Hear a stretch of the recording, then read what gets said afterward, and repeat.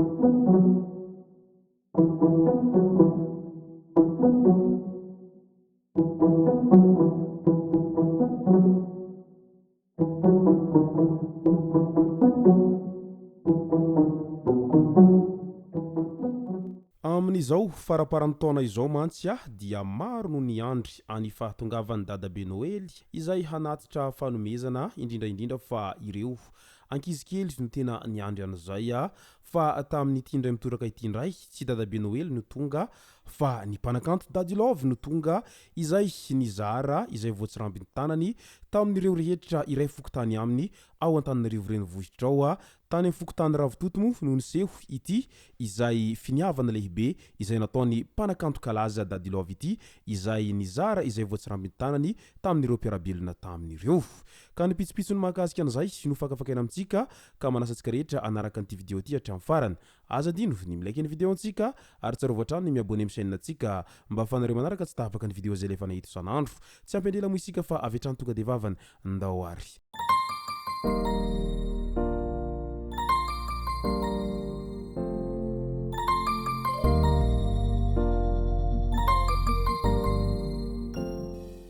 ny tonga tsy miarahaba hono ny namantesitra ka dia faly miarahaba isika rehetra mpanaraka tsy tapaka an'ity chaîne ity ny tenako amin'ity androandroany ity araky nefa natsipika tena mpiantohana dia mahakasika ilay asa soa izay nataony mpanakanto Dadi Love no matimatesantsika ato anatin'ity video ity. Mpanakanto Dadi Love dia fantatsika tsara izany mpanakanto kalaza Dadi Love izany fa mpanakanto izay tena manana ny maizy azy na eo amin'ny resaky ny zavakanto izany ary ihany koa fa tena mpanakanto isany tena mahay miaramonina sy mahay mandray nizaniza izay manatona azy eny na dia olona tsy fantany aza sy ireo zay tsy ray fiaviana aminy dia raisiny antanandroa avokoa rehefa manatona azy izany ka tena lehilahy no sady olony fiarahamonina ny olon'Andriamanitra izany mpanakanto Dadi Love izany tsy de be werawera ny lehilahy nefa mahavita zavatra tsara ihany koa etsy ankilan'izay fa ny mpanakanto Dadi Love koa dia isan'ny mpanakanto izay tia fihavanana sy tia fivavahana ihany koa izany hoe tena mpanakanto kristianina ny mpanakanto Dadi Love izy raha teo moa dia isany voataiza tao anatiny izay finoana kristianina izay efa hatramin'ny fahakeliny ka mandraky tiany androany raha eo amin'ny resaky ny zavakanto ndray no asiana resaka tena miavaka raha izany mpanakanto Dadi Love izany ary efa ela no nafantarantsika fa tena niavaka sy nanana ny lazany izany mpanakanto Dadi Love izany ary nipetraka teo amin'ny toerana maha artista matianina azy foana izy efa antonany maro mandraky tiany androany tsy tonga ho azy nefa n'izany rehetra izany fa vavaka manova zavatra hoy ny fitenenana izay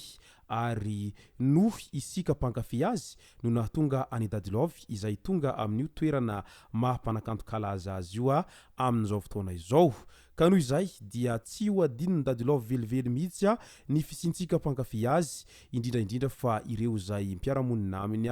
eny iray fokotany aminy eny Ravitoto eny dia tonga i Dadi Love amin'izao farany taona izao izay nanao antsoavo ho an'ireo zay mifanolobodrindrina aminy izany hoe ireo zay iray fokotany aminy eny Ravitoto ao Antananarivo renivohitra ao fa hizara izay kely voatsirambiny tanany vantany voanare izany ireo olona izay mpiray fokotany aminy dia tonga marobe izay nitandahatra mameno ny arabe izay tonga haka ny anjara brikin'izy ireo avy tamin'izay fanomezana atao amin'ny tranony mpanakanto Dadi Love izay nandraitsany maro ihany moa raha vantany vao nahitan'izay satria maro ny tsy nanampo fa i Dadi Love no ahavita hizara an'izay kely voatsirambiny tanany tamin'ireo manodidina azy zay nefa tadidio fa ao an-tsainy Dadi Love foana ilay hoe sambatra no manome noho ny mandray ary rehefa misy kely eny aminao dia zarao ho an'ireo tsy manana izay eny aminao fa ho sambatra ianao sy ho ampin'Andriamanitra foana ianao amin'izay rehetra ataonao tsy be werawera ny lehilahy ary tsy manao politika ihany koa ary tsy fampelezan-kevitra io fa ny azy dia fanomezana tsotra zao ary vokatry ny fo fa tsy tahaka ny olona sasany izay tsy manome raha tsy isaky ny fampelezan-kevitra ihany ino vao mody mirotsaka antsihatra mizara fanomezana etsiroa fa ny mpanakanto Dadilovy dia tsy amin'izay mihitsy ny azy fa noho ny fahatsoram-po sy ny fahitany fa milazy ireo mifanolobodorindrina aminy sy ireo mpiray fokontany aminy amin'izay fanomezana kely izay voatsirambin'ny tanany izay dia izay no nahatonga ny mpanakanto Dadilovy nanapa-kevitra hizara izay kely tena ampelantanany amin'ireo manodidina azy ireo.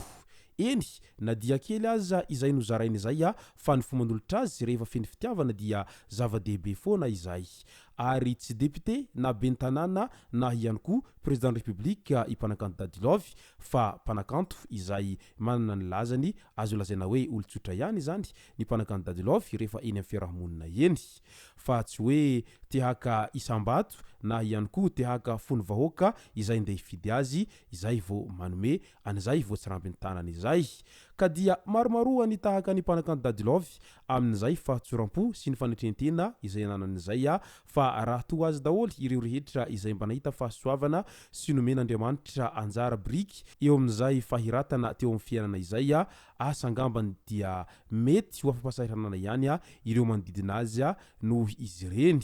fa maro amin'ireo mpanakanto kalaza kosa nefa na dia efa mpanefohefo mpanakarena tahaka ny ahoana dia tsy mahalala mizara amin'ny manodidina azy raha tsy sendra haka-buzz ihany ny antsasany izay mody mizarazara nefa dia tehaka j'adore si j'aime any anatin'ny tambazotra Facebook fotsiny fa tsy vokatry ny fo akory ka noho izany dia tsara alainy tahaka izao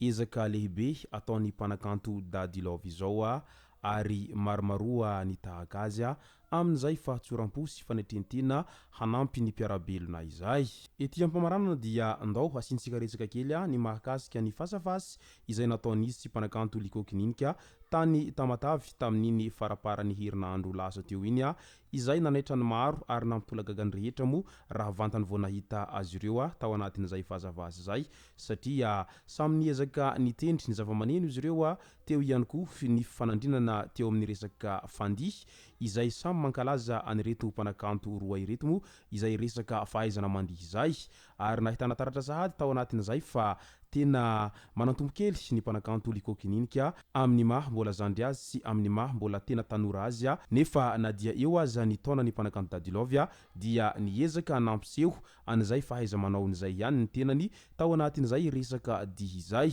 fa azo lazaina fa samby mbola tao anatin'ny herijikany izy ireo na dia eo aza izay resaka elan'elan-taona kely izay mampisaraka izy roa ireto tao anatin'izay tanjaka amina resaka dihy izay ka izay sy zay no masaka azona roso tao anatin'ity vidéo ty tomboko lasy tomboko vavy misaotra antsika rehetra nanaraka an'ity vidéo ty hatramin'ny farany azadino ny milaiky ny vidéo antsika ary tsarova hatrany ny miabone amin'ny chaîne antsika mba ahafahanareo manaraka tsy tapaka ny vidéo zay lefa nahito isan'andro tomboko lasy tomboko vavy mankasitraka dia mirary soa